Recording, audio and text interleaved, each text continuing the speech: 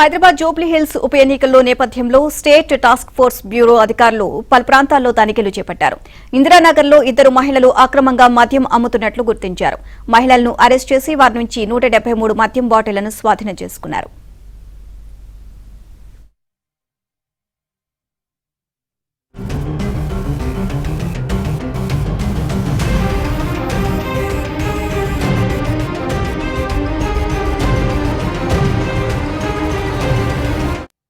చేపట్టారు. ఇందిరానగర్లో ఇద్దరు మహిళలు అక్రమంగా మద్యం అమ్ముతున్నట్లు గుర్తించారు. మహిళలను అరెస్ట్ చేసి వారి నుంచి 173 మద్యం బాటిళ్లను స్వాధీనం చేసుకున్నారు.